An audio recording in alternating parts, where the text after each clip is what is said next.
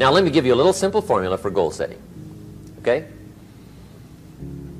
We take 2.5 hours on the weekend for the whole 10-year plan. We don't have time for that tonight. But let me get you started with a little simple formula Mr. Schoaf gave me. And maybe this will be helpful. First of all, I've divided goals into 2 parts. First is long range. Long range goals. That's your dreams. Your dreams for the next 3, 5, 10, 20, 30, 40 years. Actually, the rest of your life. Your dreams. You've got to keep dreaming. Ronald Reagan, president, said to the joint session of Congress a few weeks ago, "The Republic is a dream." And if we don't keep dreaming, we will lose the Republic. Your better future is a dream for yourself and for your family. Where do you want to go? What do you want to do? What do you want to be? What do you want to see? You've got to dream dreams. There's a Bible phrase that says, without dreams and visions, people perish. You've got to have something to go for that inspires the heart and the soul. Dreams. From the children of Sanchez, it says, take the crumbs from starving soldiers, they won't die. Take the bread from hungry children, they won't cry. But without dreams, we all will die. You've got to dream.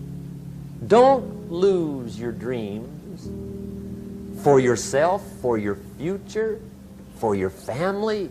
The dreams of love and enterprise and travel and doing things, becoming something unique on your journey here. Don't lose your dreams. Do some dreaming. That's long-range goals. You've got to have those. So that's number 1. Here's the second part of goals, short range.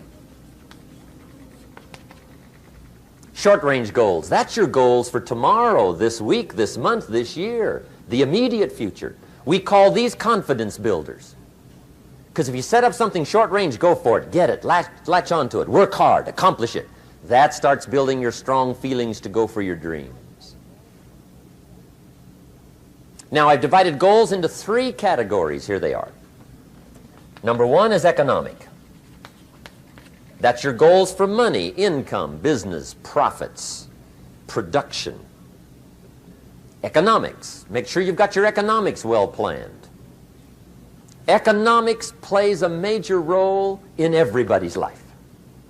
Economics is major, which means it ought to be meticulously well planned for tomorrow, this week, this month, this year, long range. What if you asked somebody tomorrow if you could see their meticulously well-planned list of economic goals? What would they probably say? They say, you some kind of a nut? You must be weird. Hey, I found out what success is. Success is doing what the failures won't do. Make sure you've got your economics well planned. It'll put you in the top 5%. One of the key little subjects we talk about on the weekend is the 7 fundamentals for wealth and happiness. And that's one of them, well-planned economics. It's a fundamental if you want to do well. Join the top 5%. Anybody in this room can join the top 5%, if you will. Okay. Now here's the second category of goals, things. Make a list of the things you want.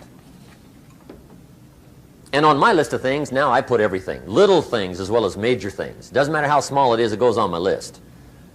I used to just put major things, cars, homes. I don't do that anymore. I now load my list with everything. Everything. And the reason is, part of the fun of having a list is checking it off. That's it. Boy, at the end of the day, if you can go, got it, got it, got it, got it, got it, got it, whatever it is, right? You get into the habit. So load up your list, the things you want. Now, when you check off something major, celebrate. That's an important point to make. Celebrate your achievements. Live it up. Have a party when you reach something you've worked for a while. See, we all grow from 2 experiences. One is called the pain of losing. The other one is called the joy of winning. We need both of them. Amplify them as much as you can, which also means make losing painful. If you set up something, fooled around, didn't get it, put it on yourself. On the other side, if you did get it, congratulate yourself. Self-congratulations is a sign of maturity. Seeking congratulations is a sign of immaturity. But hey, winning and losing, see, that's what it's all about. That's the name of the game. Now, some people lead such mediocre lives, at the end of the day, they don't know whether they're winning or losing. They got no clue. Guy's just going through the day with his fingers crossed. There's a better way. Okay, here's the third category of goals, personal development. Put those goals together. Personal development goals. That's your goals to be stronger, more decisive, be a speaker, be a leader, learn a language, all kinds of skills. Okay? The whole weekend seminar was designed to improve all your skills so that you walk away more skillful. And that's what you want, the personal development skills. That's what attracts, that's what brings good things to your life, the person you become more skillful. Now, this is quite a package to work on. Economics, things, personal development. For tomorrow, this week, this month, this year, long range. Okay? That'll get you started. Now, here's the simple formula for setting goals. It goes like this. A, work on your goals. That's step one. Work on them. And I put the word work there deliberately. Setting goals is plain hard work. I don't want to kid you. We haven't come here tonight to kid each other. It's work. I know it's work. That's why a lot of people just let it slide. It's work. Many people work hard on their job, but they don't work hard on their future. They just let that slide. And the work involved is making plans. I know most people don't. I understand that. But don't let that be you.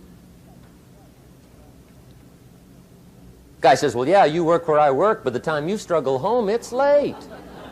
You've got to eat a bite of supper, watch a little TV, get to bed. You can't sit up half the night. Plan, plan, plan. And the guy's behind. Good worker, hard worker, sincere.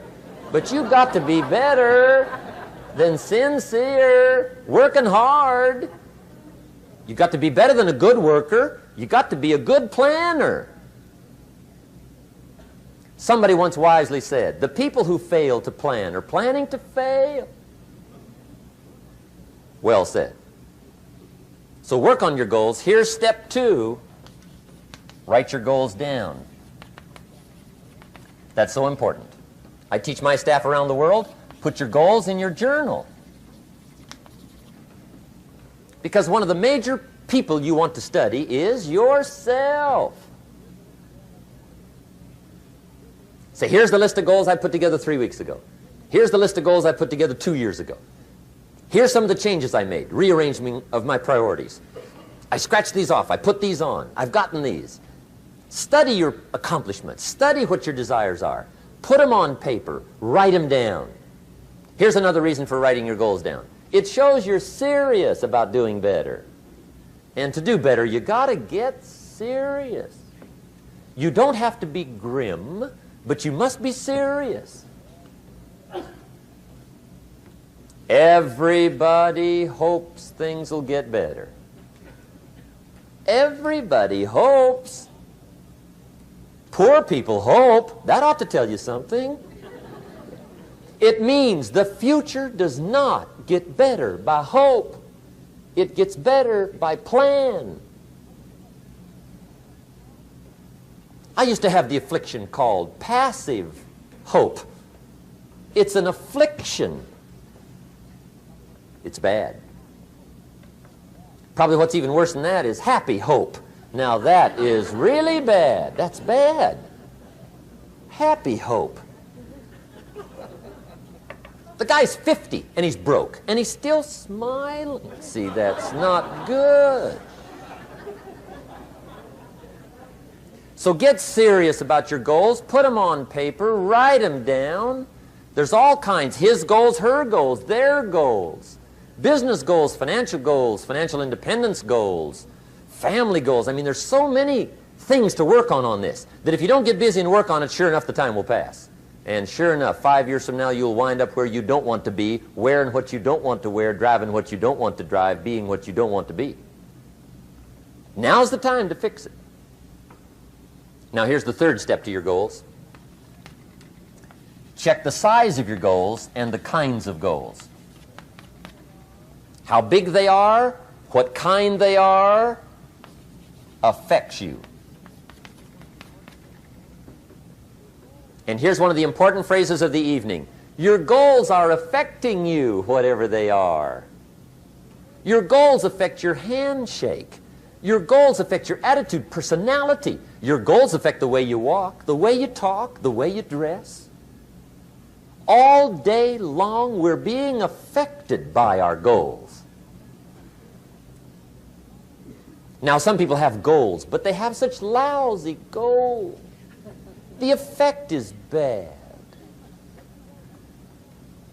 I asked a guy one time, what are your goals for this month? The guy said, look, if I could just scrape up enough money to pay these lousy bills. That was his goal. I'm not saying it isn't a goal. It's a goal, but it's such a lousy goal, the effect is bad. You don't jump out of bed on Monday morning and say, oh boy, another chance to go out and scrape up the money to pay my lousy bills. See, you don't do that. Usually you say, oh, not another Monday.